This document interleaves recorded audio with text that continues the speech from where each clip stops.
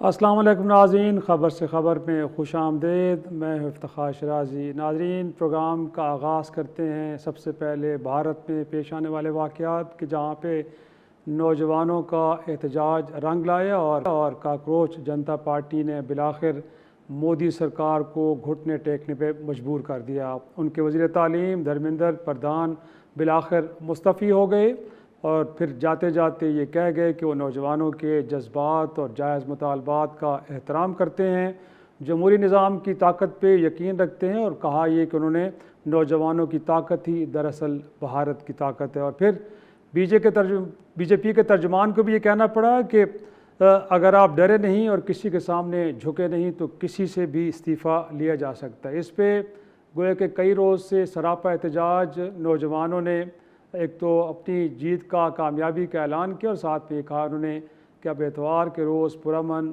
मशल बरदार गोया कि वो मार्च करेंगे, और जिसमें पूरी भारत में एक मैसेज आएगा कि जमहूरी राइट्स के लिए अगर आप खड़े हों तो फिर कितनी ताकतवर हुकूमत क्यों ना हो, आपके रास्ते की दीवार नहीं बन सकती। लेकिन नाज़रीन, मोर इम्पॉर्टेंटली जो सबसे अहम बात है कि इस एहतजाज के दौरान अगरचे पहले मरहले में मोदी सरकार ने ताकत का इस्तेमाल तो किया, लेकिन उसके बाद जब अपोजिशन जमातें और फिर ख़ुद तलबा सड़कों पर आए तूल और अर्ज़ में भारत के, तो फिर एक जमहूरी मुल्क होने के नाते बहरहाल वहाँ पे लोगों के जायज़ मुतालबात को लेकर अगर वो एहतजाज कर रहे थे तो एहतजाज को रास्ता दिया गया।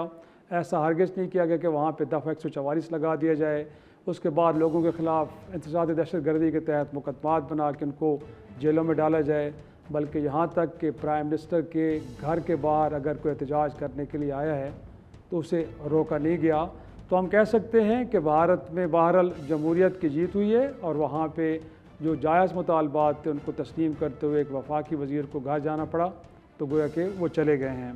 साथ में हम कुछ जिक्र करेंगे मशरक़ वस्ता का नाज़रीन प्रोग्राम से में आगे चल के, जहाँ पे जंग गोया के और ज़्यादा हौलनाकी उसकी बढ़ती जा रही है। एक तो अमेरिका और ईरान के दरमियान गोया के हमले जारी हैं एक दूसरे के ऊपर, दूसरी जानिब आप देख रहे हैं कि एक और नया महाज खुल गया है जहाँ पे यमन में हौसीज़ गोया कि अब सऊदी अरब के बहरी जहाज़ों पे हमले कर रहे हैं, और साथ में दूसरी जो अहम गुज़रगाह है आबी बाबुल मंदब उसको बंद कर दिया है।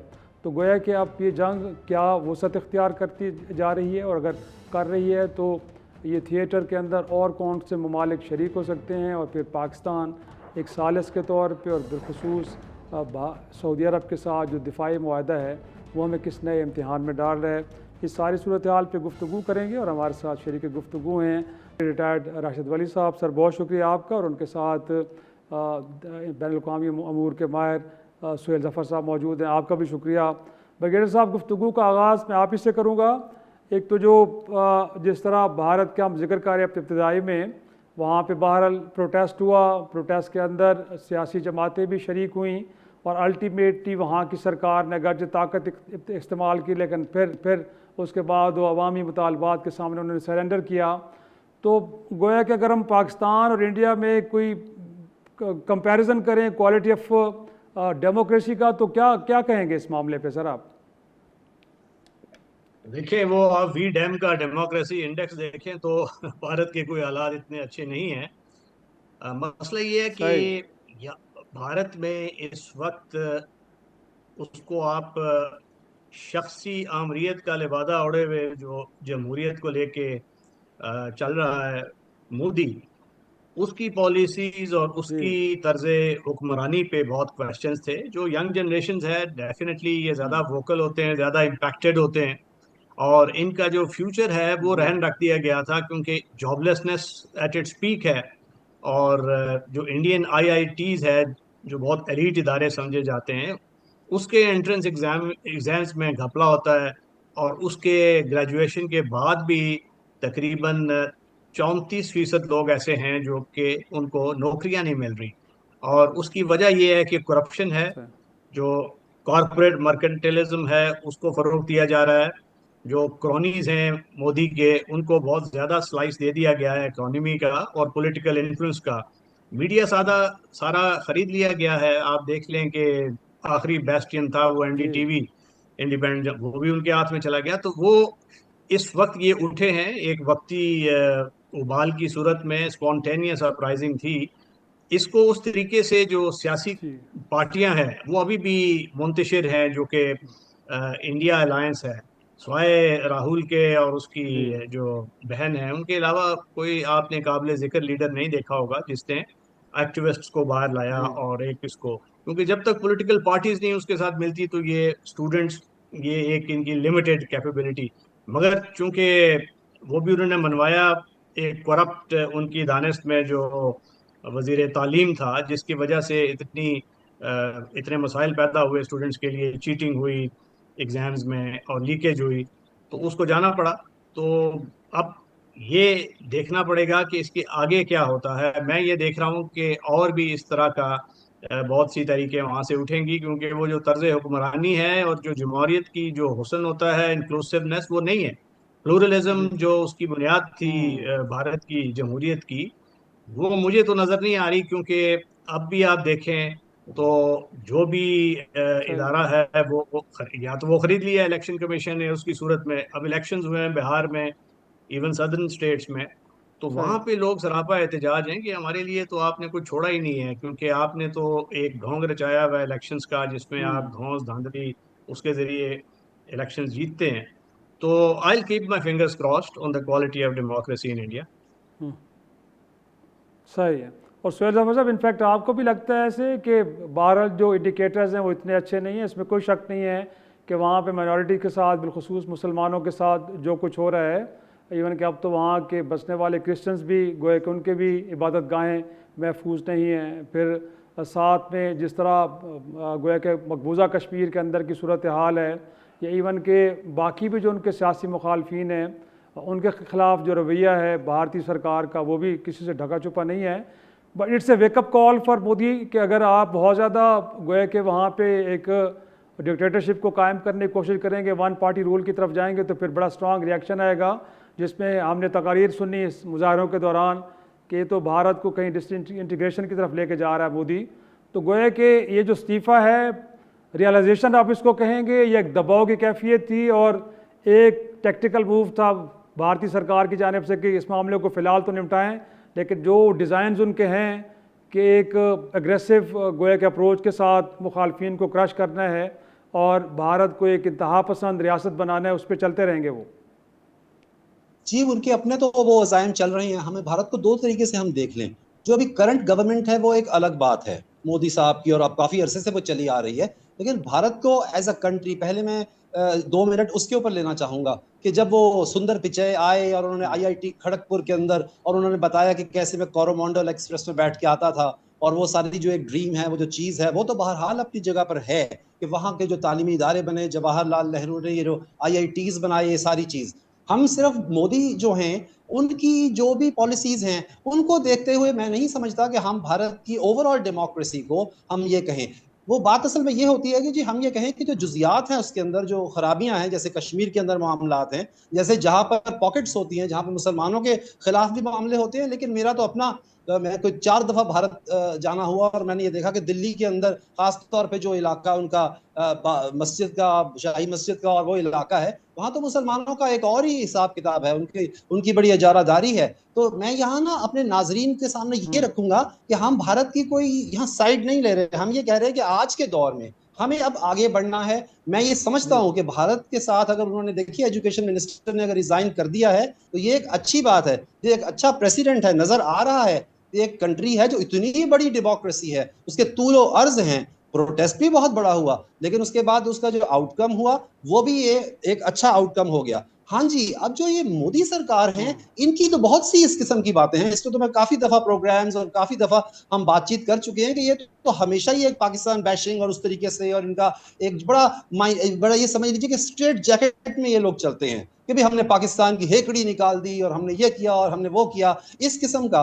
तो कभी भी ये नहीं लगता कि मोदी साहब जो बातें कर रहे हैं वो उसी भारत के प्राइम मिनिस्टर हैं कि जो कि एक बहरहाल एक आगे जिसका एक देख लीजिए ना किस कदर शरह नमूज की है और वो सारी चीजें हैं। तो मैं इन दोनों को अलग अलग देखूंगा कि अब वो दौर आ गया है कि इस वक्त जो है अवाम की आवाज को स्टूडेंट्स जो हैं ये सोशल मीडिया के जरिए जिस जरिए से भी है, हमें बिल्कुल अंडरमाइन नहीं करना। हमें ये नहीं समझना कि वो कोई किसी तौर भी कम है। उनकी जो अपनी अक्सर और बेशतर होता है ना, उनकी जो भी उनकी डिमांड्स हैं और जो चीजें हैं उनको देखना चाहिए, उनको इस तरीके से। और भारत में यही वाली बात सामने आ गई कि उनकी इज्जत की गई, यही तो इज्जत है ना जी। बाकी इफ्तिखार साहब, मामले वही होते हैं, सारी दुनिया में वही मामले चल रहे हैं। नौकरियां कम होती हैं, नौकरियां कम होती हैं तो इस तरह के प्रोटेस्ट हो जाते हैं, फिर उसमें हर चीज ही बुरी लगती है। हमारे यहाँ भी इस किस्म की बातें हैं कि जाहिर है कि अब आबादी ज्यादा है, मामला कम है। इंडिया में तो फिर इस कदर लोग वो बाहर भेज रहे हैं। मैं तो बल्कि अक्सर पाकिस्तान में कहता हूँ कि ये लोग कहते हैं ना कि वो ब्रेन ड्रेन, अरे साहब मैं तो कहता हूँ कि बाकायदा तैयारी की जाए, पाकिस्तान से ज्यादा वो बाहर भेजा जाए, जैसे इंडिया में बेइंतहा लोग बाहर चले गए हैं। तो मैं इसको इस तरह देखता हूँ जी। मैं ह्यूमन इन कैपिटल भी दोनों अलग एक्सपोर्ट अलग होता देखता है हूँ। अब तो जदीद दुनिया में, इसमें कोई शक नहीं है। नाजरीन, प्रोग्राम में एक छोटा सा ब्रेक, वापस आते हैं, गुफ्तगू के सिलसिले को आगे बढ़ाएंगे। प्रोग्राम में एक बार फिर खुश आमदेद। ब्रिगेडियर साहब, मैं थोड़ा सा आते हैं मशरक़ वस्ता की तरफ। इनफैक्ट ख्याल तो ये था कि MOU हो गया, उसके बाद 60 रोज़ के अंदर एक मुस्तकिल जंगबंदी के साथ साथ चीज़ें निमट जाएंगी, बट अब तो हालात और ज़्यादा संगीन हो गए। एक नया फ्रंट ओपन हो गया है, हौसियों ने कर दिया है सऊदी अरब को इंगेज करके। तो क्या कहेंगे सर, पहले मरहले में तो जो चीज़ एक्सपेक्ट की जा रही थी, लोग समझते हैं कि कम से कम किसी को तो चार्जशीट करना चाहिए। ये जो ब्लेम गेम हो रही है अपनी जगह पे, फिर आपके ख्याल में अगर ये MOU बाकी नहीं रहा तो हम अगर इन दो फरीकों में से किसी एक को चार्जशीट करें तो आपके ख्याल में कौन सबसे ज़्यादा जिम्मेदार है कि इस MOU को इंटैक्ट नहीं रख पाया और उसके बाद फिर एक हम जो परमानेंट सोल्यूशन की तरफ जा रहे थे उन कोशिशों को भी नाकाम किया गया? देखिए, मैं कहूँगा कि इसमें सबसे बड़ा किरदार तो उस डिसरप्टर का है जो पहले दिन से पूरी तंदई के साथ कोशिश कर रहा था कि इसको डीरेल करे। उसकी लॉबीज मुतहर्रिक थी अमेरिका में, वो काफ़ी उनका असर है। मगर यहाँ पे मैं दोनों फरीकैन को मुर्द इल्ज़ाम ठहराऊंगा। परसेंटेज वेरी कर सकती है, उसमें हम उसको क्वांटिफाई करना बहुत मुश्किल होता है। मगर देखिए, एक मेमोरेंडम ऑफ अंडरस्टैंडिंग था। अगर मैं अपने आप को ईरान की पोजीशन में डालूं और उनके पॉलिसी साजों को कुछ मशवरा दूं, तो मेरा ख्याल है they should have lived to fight another day. ये जो 60 दिनों का उनको एक रिप्रीव मिला था, इसमें उसका मौका उठाते, उसका इस फायदा उठाते। और जो असल इशू है कि जो 4 उनके एरियाज थे जिसपे सबसे बड़ा अमेरिका को भी कंसर्न है, दुनिया को भी, उनको उनके अपने मॉडरेट एलिमेंट्स को, जो न्यूक्लियर जौहरी मामला है इस पे कोई बातचीत होती। दूसरा जो उनको सबसे ज़्यादा इम्पैक्ट कर रहा है कि उनको एक सैंक्शंस का पूरा अंबार लगा हुआ है, तो वो उसको हटाने की कोई सोचते। उसके बाद सदर्न लेबनान का मामला और इसराइल की वहाँ से विड्रॉल, उस पर बात हो सकती थी। और चौथा वो जो हुर्मुस का है कि उस पर कंट्रोल किस तरीके का होगा। और कंट्रोल देखिए, अगर ईरानी ये समझते हैं कि ये ओनली लेवरेज इस वक्त उनके पास हुर्मुस है, तो वो तो है, उनका जो जोग्राफिया है वो उनको ये वदियत करता है सलाहियत कि वो किसी भी वक्त इसको रोक सकते हैं। उनको जाके टैंकरों पे हमला करना, एग्रेशन दिखाना और ब्लस्टर वाली स्टेटमेंट देने की बिल्कुल ज़रूरत नहीं थी। अब 2 वहाँ के कॉरिडोर्स हैं, एक नॉर्दर्न कॉरिडोर जो ओमान की साइड से निकलता है, सदर्न इनकी साइड से निकलता है। कुछ ट्रैफिक उन्होंने सी कॉमर्स शुरू किया इन 60 दिनों में, ताकि वो जो 9,000 टैंकर वहाँ फंसे हुए थे वो निकलें।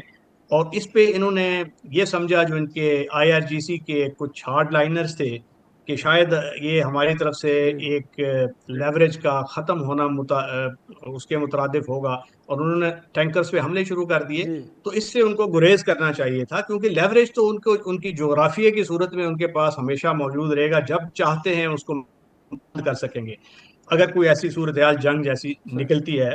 मगर ऐसी सूरत हाल अगर पीस टाइम में अगर ईरान उस पर इंसिस्ट करेगा कि हमने इस पे कोई ट्रांजिट फीस लेनी है, तो इंटरनेशनल लॉ उनकी मुखालफत करेगा। क्योंकि आप नाए मलाका को देख लें, दीगर जो आबी गुज़रगाहें हैं जो हाई सीज को जोड़ती हैं, तो बैन अल-अक़वामी कानून UN क्लॉज तो बड़ा क्लियर है कि इसमें किसी को किसी किस्म का फीस लेने की इजाज़त नहीं है, सिवाय इसके कि हैंडलिंग, नेविगेशन और वो सर्विसेज की फीस होती है। तो यहाँ पे ईरान को मैं समझता हूँ थोड़ा सा ओवर प्ले कर गए अपना हाथ। बाकी जो अमेरिका ने उस पर नीजर किया है, उनको भी चाहिए था कि इसको मामले को सुधारने की तरफ सोचते, क्योंकि वो एक बड़ा प्रोटैगनिस्ट है इस कॉन्फ्लिक्ट इक्वेशन में, उस पर ज़्यादा जिम्मेवारी आयद होती है। और उसको भी चाहिए था कि इसको दोबारा निगोशिएशंस का अगर जो प्रोसेस चलना ही था 60 दिनों के बाद, तो उसको उसकी तरफ वापस आते, निगोशिएटिंग टेबल पे दोबारा बैठते। सही। हमारे मीडिएटर्स तो ऑलरेडी मुतहर्रिक हैं, इस वक्त भी कोशिशें जारी हैं पाकिस्तान की जानिब से कि ये इसकी आग को बुझाया जाए। तो वो हो सकता था, मगर दोनों ने नी जर्क रिएक्शन किया और उसकी वजह से अब हम दोबारा उस सिचुएशन में है कि एक एस्केलेटरी स्पाइरल है। स्टेटमेंट्स आ रही हैं गैर जिम्मेवाराना दोनों साइड से, और इस वक्त वो जो एक सही। और चौक पॉइंट बन गया है अब बाबुल मंदब, अब उसमें सऊदी अरेबिया ड्रैग हो रहा है, पाकिस्तान जी। के ऊपर एक ऑब्लिगेशन है डिफेंस की, पाकिस्तान का अपना सी कॉमर्स मुतासर हो रहा है सबसे ज्यादा। चीन, जी। जापान, पाकिस्तान, इंडिया और ये एशियाई ममालिक मुतासर जी। होते जी। हैं। तो पाकिस्तान की जो फॉरेन मुबारक हो अफेयर्स रहे हैं। की मिनिस्ट्री है, उसने बड़ा क्लियर एक स्टेटमेंट दी है कि ये हमारे जो परचम बरदार जहाज यहाँ से जाएंगे उन पे कोई हमला हुआ तो वो फिर उस पे जी। रिएक्ट किया जाएगा। तो ये ऐसी सिचुएशन सर। नहीं आनी चाहिए, और रूसीज को भी ये सोचना चाहिए कि ये आग से खेलने के मुतरादिफ है।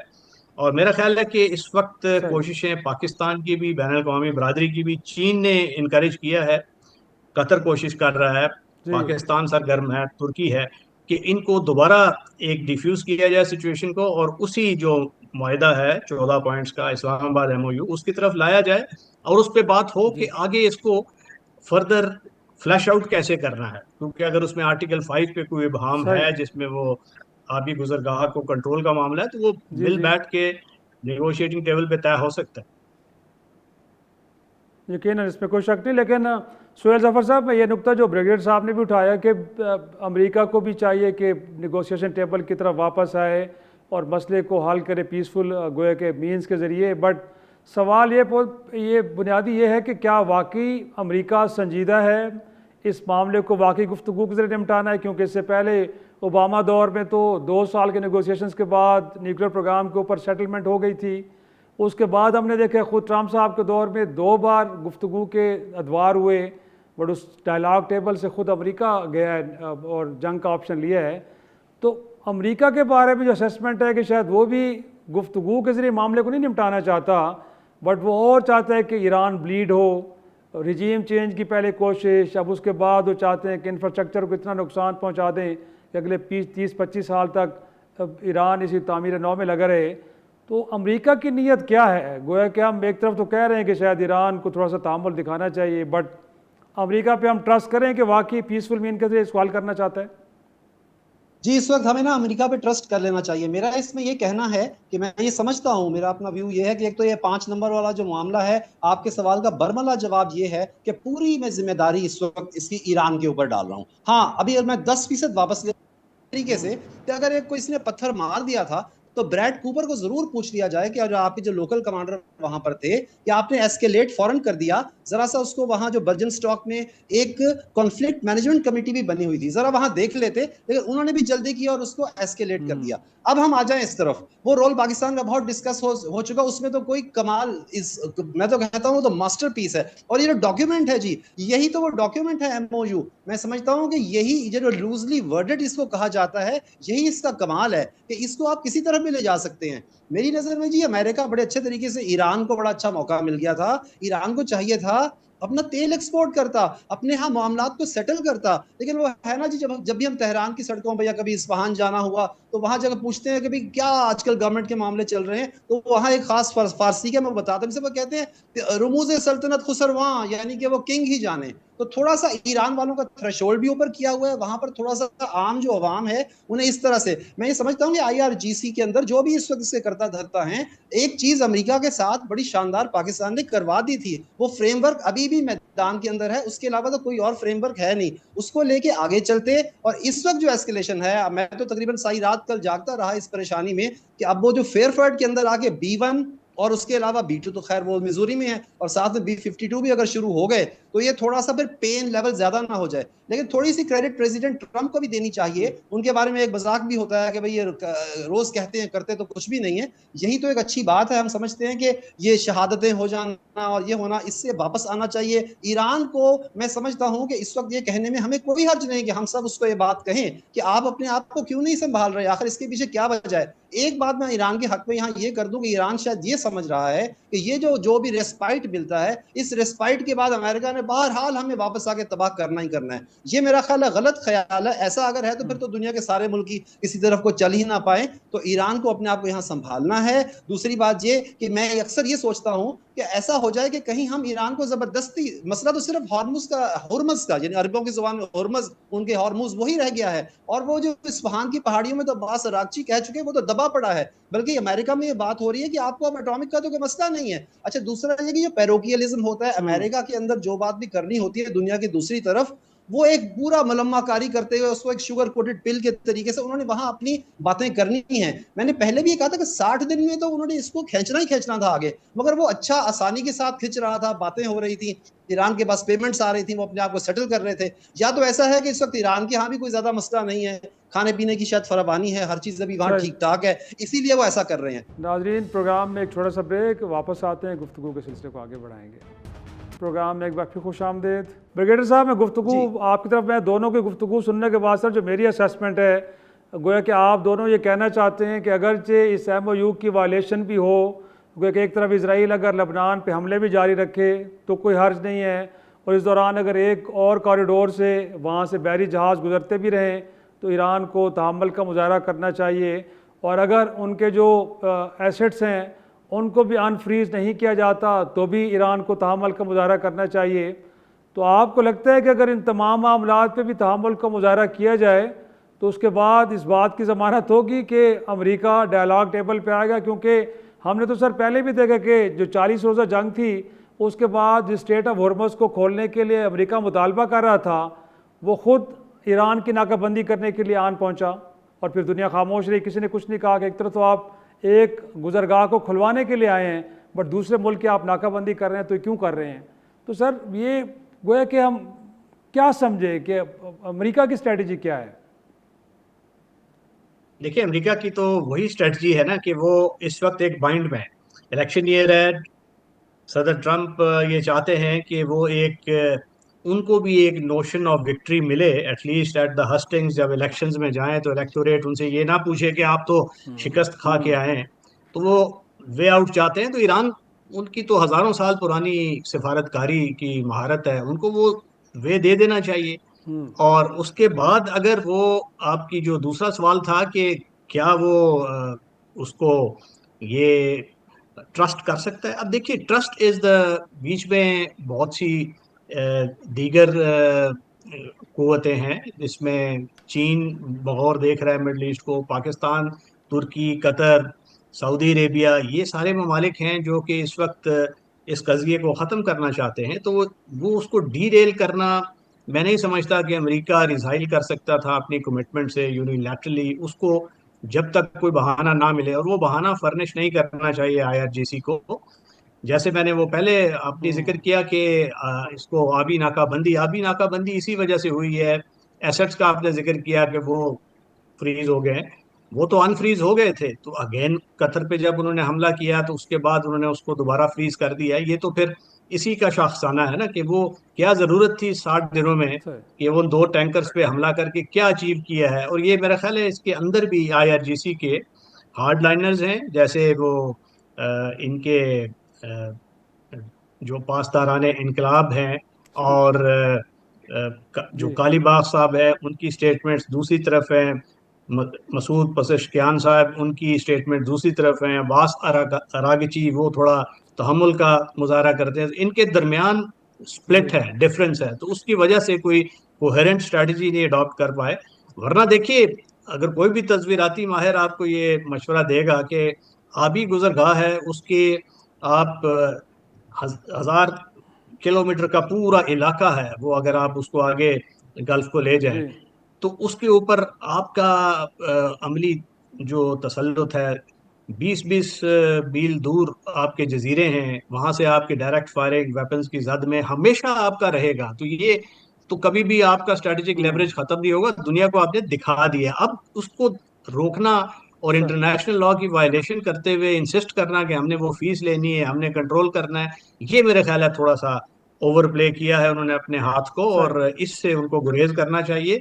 अमेरिका पे ये ओनस डालना चाहिए। अगर वो ये सारी शराइत को ईरान मानेगा और वो 4 जिस तरह मैंने इश्यूज कहा था उन पे कॉन्सेंट्रेट करेंगे अपनी तमाम तवज्जो, तो फिर अगर अमेरिका कोई इस किस्म का वायलेशन करेगा तो पूरी दुनिया उसको मुताउन करेगी। तो वो तो एक हालात ही मुख्तलिफ हो जाएंगे ना, और सदर सही ट्रंप इन हालात में उसके वो नहीं हो सकते, सही वो मुतहम्मिल नहीं हो सकते।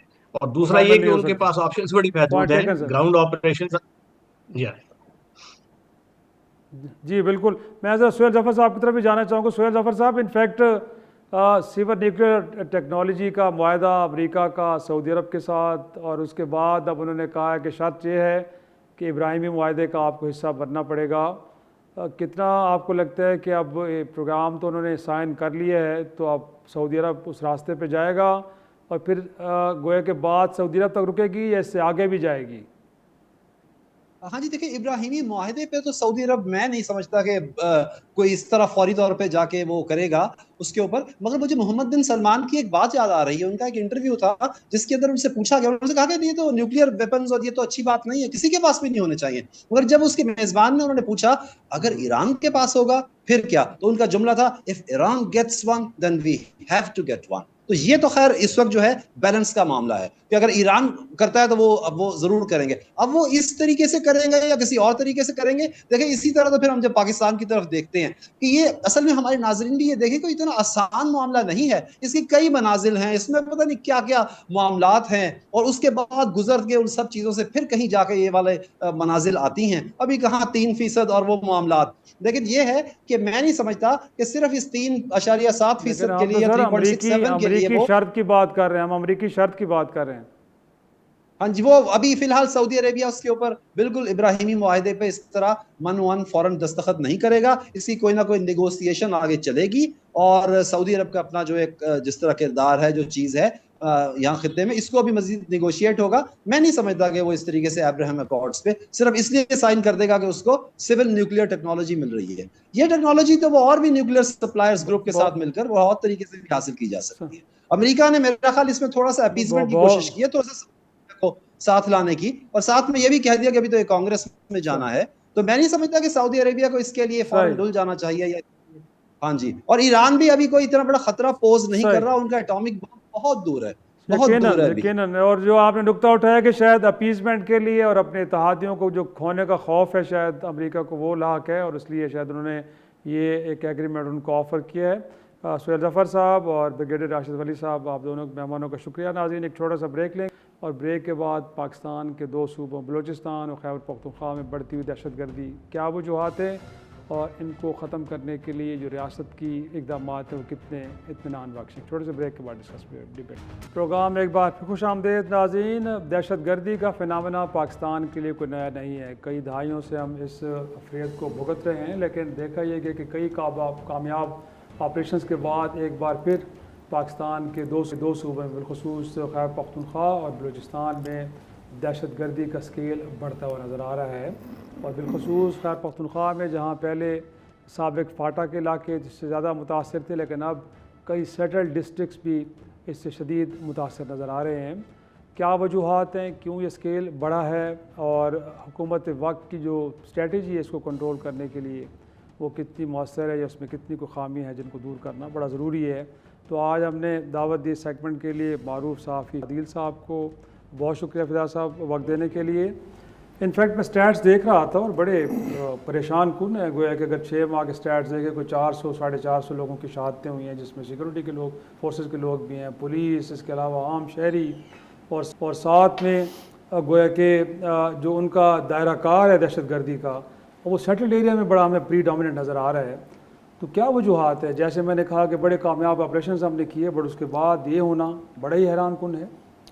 जी बिल्कुल शिराज साहब, एक तो ये जो सारे हालात हम देख रहे हैं, चाहे वो कबायली इलाके हों, बंदोबस्ती अजला हों, खैबर पख्तूनख्वा के खसूसन, तो ये बरह रास्त ये इलाके मुतासर हुए हैं अफ़गानिस्तान के जो हालात हैं जी। वहाँ पे जिस तरीके से अफ़गान तालिबान ने टेक ओवर किया, अब यहाँ की तंजीमों का ख्याल था कि पाकिस्तान भी शायद इसी तरह का हलवा होगा, लेकिन यहाँ की मुनज़्ज़म फ़ौज है और यहाँ के एक सिस्टम है। अफ़गानिस्तान में तो आपको पता है कि कोई सिस्टम नहीं था, बड़ा आसानी के साथ भी काबुल तक पहुँच गए थे। और फिर एक अलग बहस है वो कि किस तरीके से हमने तवक्कुआत वाबस्ता की हुई थी, चाय का कप वहाँ पे हमने पिया, और फिर इंडियन मीडिया में जिस तरीके से सवाल उठाया जाता रहा कि जी हम कहाँ पे स्टैंड करते हैं। आज अफ़गान तालिबान और हिंदुस्तान का आपस में जो कुर्बत है, डीएनए हमारा एक है। डीएनए तो शायद उनका एक नहीं है, और गैर फितरी इत्तेहाद अगर वो बनाने की कोशिश कर रहे हैं हिंदुस्तान के साथ, फितरी इत्तेहाद तो उनका पाकिस्तान के साथ बनता है।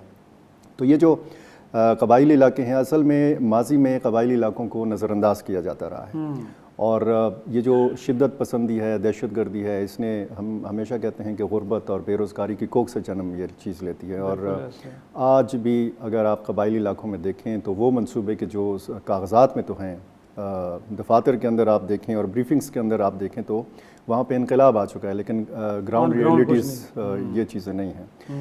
अब वहाँ का जो नौजवान है उसके पास अगर तालीम नहीं है, उसके पास अगर रोज़गार नहीं है, तो फिर ये इन तंजीमों के लिए बड़ा आसान हो जाता है कि इनको उचकना, इनको अपने साथ भर्ती करना, उनको 10-15 हज़ार रुपये मंथली देना, मोटरसाइकिल दे देना, एक बंदूक दे देना। सही। तो पहले तो हम वज़ीरिस्तान और कुर्रम और बाजोड़ मोमन तक ये सिलसिला देखते थे। अब जो बंदोबस्ती अजला हैं, ये ऐसा नहीं है कि ये इस लहर में हम देख रहे हैं, इससे पहले भी इस तरह था, लेकिन इस मरतबा हम ज़्यादा शिद्दत देख रहे हैं। अब ये सवाल उठाया जाता है कि जी टांग को, लकी मरवत को, बन्नू को क्यों बार बार निशाना बनाया जाता है। अब बन्नू की बाउंड्रीज़ जो हैं ये हंगू के साथ भी लगती हैं, करक के साथ भी, और उन दो वज़ीरिस्तानों के साथ, जनूबी और शिमाली कि जहाँ पे पाकिस्तानी मिलिटेंट ग्रुप्स मुख्तलिफ़ नामों से जो हैं वहाँ पे इनका जो है ये क़याम अमल में आया है। और फिर साथ में लकी मरवत है, और इंतहाई एक जोग्राफियाई आप बन्नू की अहमियत देखें, और फिर आप साथ में देखें कि जनूबी वज़ीरिस्तान से के साथ टांग, और टांग के साथ डेर इसमाइल खान। सही। तो फिर ये सारा इलाका मुतासर हुए बगैर नहीं रह सकता। नहीं रह सकता, लेकिन फिदा इनफैक्ट हमने तो बॉर्डर पे बाड़ लगाई, उसके बाद अपने इंटेलिजेंस नेटवर्क को हमने और ज़्यादा बेहतर किया, कहीं ना कहीं थोड़ा सा पुलिस को भी इक्विप किया। बट मैं खुद को सूबाई हुकूमत की रिपोर्ट देख रहा हूँ जिसमें कहा जा रहा है कि 300 से ज़्यादा तो उन्होंने ड्रोन अटैक्स किए हैं। तो इसका मतलब है कि विद इन बॉर्डर ऑपरेट कर रहे हैं, उनके पास इतने सोफिस्टिकेटेड वेपन, फिर साथ में एरियल अटैक्स की एबिलिटी भी हासिल कर लेना। गोए कि बातें मुझे कुछ समझ नहीं आ रही, क्योंकि आप तो बन्नू के रिहायशी भी हैं, आप सन ऑफ द सॉइल है, वहीं के हैं, तो ज़्यादा आपको पल्स होगी कि ये चीज़ें कैसे मैनेज करते हैं वहाँ पे अपने नेटवर्क को। देखिए शिराजी साहब, एक तो ये बाढ़ के हवाले से हम इस गलत फहमी का शिकार हैं कि हमने 2640 किलोमीटर सरहद के ऊपर बाढ़ लगाई हुई है। ऐसा हरगिज़ नहीं है। ऐसा नहीं है। 1229 किलोमीटर जो सरहद है ये खैबर पख्तूनख्वा की अफ़गानिस्तान के साथ मिलती है, और इन 1229 किलोमीटर सरहद में सिर्फ 800 किलोमीटर पर बाढ़ लगाई जा चुकी है, बाकी 400 किलोमीटर पे बाढ़ नहीं है। अच्छा, और ये स्मगलर्स को और इन तंजीमों को पता है कि कौन कौन से इलाके हैं, कौन कौन से रास्ते हैं कि जहाँ से दरअंदाजी हो सकती है। अब बाढ़ ऐसी जगहों पे भी है कि जहाँ पे जंगल है, जहाँ पे सहरा, और ऐसी जगहों पे भी है कि जहाँ पे बर्फ़ पड़ जाती है उसके ऊपर। तो ऐसा नहीं है कि मुकम्मल हमने इसको सिक्योर किया हुआ है, और ये भी मुमकिन नहीं है फ़िज़िकली कि आप हर किलोमीटर के ऊपर एक बंदा लगा दें और वो निगरानी करता फिरे। फ़िज़ाई निगरानी ज़रूर हो सकती है सरहद की, और जिस तरीके से हमारी तरफ से बॉर्डर मैनेजमेंट को बेहतर बनाने की कोशिश की जाती है, ये काम जो है अफ़गान साइड से नहीं नज़र आता। यानी ज़िम्मेदारी तो ये है ना कि आपकी सरहद के अंदर कोई दाखिल ना हो, लेकिन ज़िम्मेदारी ये भी है कि आपकी सरहदी हदूद से कोई दूसरे मुल्क में गैर कानूनी तौर पर दाखिल ना हो। तो ये चीज़ अफ़गानिस्तान की तरफ से नहीं नज़र आती, और यही एक सिलसिला हम देख रहे हैं। आपने जिस तरीके से कहा ड्रोन हमले, ड्रोन टेक्नोलॉजी उनके हाथ में आ चुकी है। आप बलूचिस्तान में देखें, आप खैबर पख्तूनख्वा में देखें, जो भी मिलिटेंट मारा जाता है उसके जिस्म से 26 लाख तक का सामान उतारा जाता है। वो कीमती बंदूकें, वो नाइट विजन गॉगल्स, वो आलात जो अमरीकी फ़ोर्सेस के ज़ेर इस्तेमाल थी, जो नेटो फोर्सेस के ज़ेर इस्तेमाल थी, अगर यहाँ पे मिलिटेंट्स के ज़ेर इस्तेमाल हैं तो ये एक बहुत बड़ा सवाल है कि ये अमेरिका ने अगर असलहा अफ़गानिस्तान के अंदर छोड़ा तो क्या किसी ख़ास मकसद के तहत छोड़ा, और कैसे अफ़गान तालिबान ने वो असलहा हासिल किया, और कैसे इन पाकिस्तानी तंजीमों के हाथ लगा। यानी ब्लैक मार्केट में वो फ़रोख्त भी होता रहा और ये मुफ्त भी तकसीम होता रहा, और वही असलहा हमारे ख़िलाफ़ इस्तेमाल हो रहा है। तो ये बुनियादी वजह। लेकिन अगेन अब फिदा जो आपने बात की, अब ये डेवलपमेंट ओवर द नाइट तो हो नहीं सकती ना, महरूमियों को दूर करने पे जी वक्त लगेगा। बट वो जो एक क्विक सोल्यूशन है, क्योंकि आप मकामी भी, अब मैं कहूँगा कि आप क्योंकि बनू के रहने वाले भी हैं, जर्नलिस्ट हैं आप, बट आप वहाँ आप ग्राउंड रियलिटीज़ को बेहतर जानते हैं। पब्लिक पल्स क्या कहती है कि अगर आपने क्विक सोल्यूशन की तरफ जाना भी है तो हुकूमत वक्त जो कुछ कर रही है ये ठीक है, या इससे हट के कुछ और इकदाम करने चाहिए? देखिए शिराजी साहब, अगर मैं खुल के बात करूँ तो लोग अदम एतमाद का शिकार हैं। अच्छा। फोर्सेस के माबेन भी कोऑर्डिनेशन उस तरीके से नहीं है जिस तरीके से होनी चाहिए। और आपको केपी गवर्नमेंट के बारे में भी पता है कि केपी गवर्नमेंट और वफाकी हुकूमत की आपस की महाजराई है। यहाँ पे हमें वो सेम पेज नहीं नज़र आता जो सेम पेज हमें बलूचिस्तान में नज़र आता है, सिविल मिलिट्री बैलेंस नज़र आता है, ये बैलेंस यहाँ पे नहीं है। वहाँ पे आपने ये सुना होगा कि वज़ीर आला सरफराज बुगटी कहते हैं मेरे कोर कमांडर कहते हैं मेरे वज़ीर आला। पेशावर की सूरत हाल ये है कि पिछले 8-10 महीनों से कोर कमांडर पेशावर और केपी के चीफ मिनिस्टर की आपस में मुलाकात नहीं होती। तो यहाँ पे आप अंदाज़ा लगाएं कि संजीदगी का लेवल क्या है। तो यहाँ पे अगर सूरत हाल ऐसी होगी, राब्तों का फुकदान होगा, पुलिस के अंदर से पुलिस अमन कमेटियों के नाम से नई नई तंजीमें वजूद में आएंगी। लकी मरवत, उसके बाद बन्नू अरब टांग की सूरत हाल सामने आई है। तो एक तो डिसिप्लिन की खिलाफ वर्जी फोर्सेस के अंदर, एक दूसरे पे अदम एतमाद, ये बुनियादी वजूहात हैं कि जिसकी वजह से एक गैप नज़र आता है। और ये गैप फिलअप करती हैं इसी किस्म की तंजीमें, और वो हमलावर होती हैं। वो हर किस्म की वर्दी पे हमलावर है। ट्रैफिक पुलिस को भी नहीं बख्शा गया। आम लोगों को जिस तरीके से निशाना बनाया जाता है, तो वो तो चीज़ आपके सामने है। यकीनन यही वो एरियाज जिनको एड्रेस करने की ज़रूरत है। बहुत शुक्रिया फ़िदा आदिल आपके आने का, सारे मामले पर गुफ्तगू करने का। नाज़रीन, आज के प्रोग्राम में इतना ही, इजाज़त दीजिए। खुदा हाफ़िज़।